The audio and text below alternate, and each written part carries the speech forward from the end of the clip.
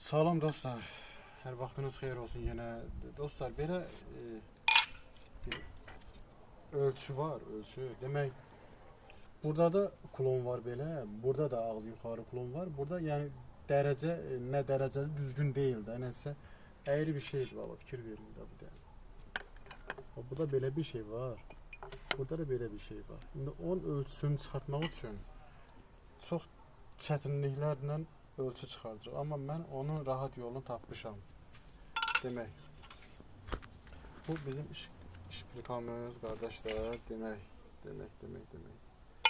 Bunu qoyduq belə. Bunun bu qırağı da bizə ölçüdür. Bunun bu qırağı da bizə ölçüdür. Demək, bunu qoyduq belə qardaşlar. Fikir verin. Baba. Bunu burada belə düzəltsən baba, tərtəmiz fikir verin. Bunun da burasını baba. Belə düzəltsən. Bunların hər düz tərəfi bura tam yapışmalıdır. Ondan sonra qardaşlar, bu işplikanı qoyursunuz. Bax, şey.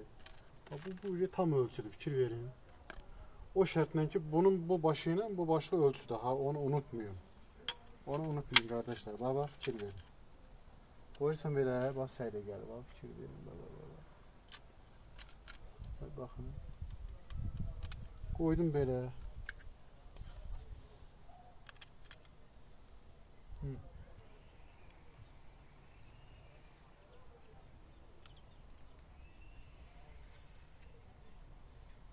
Baxın qardaşlar. Bu bunun əyrilikləri. Bu belədir. Bu da belədir. Bax, diqqətlə baxın. İndi bunu kəsimində yerinə oturtuyorum. Baxın, gör necə oturur.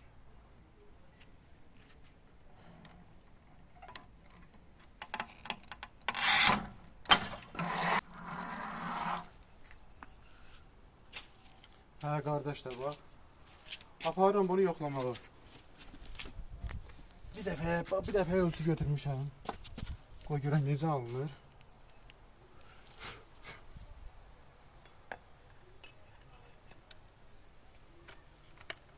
Baxın. Bura bax. Bax, bunun sayəsində bax. Qardaşlar, bax, bunu unutmayın. Bax, fikir verin. Bax. Yəni, belə bir ölçülər var.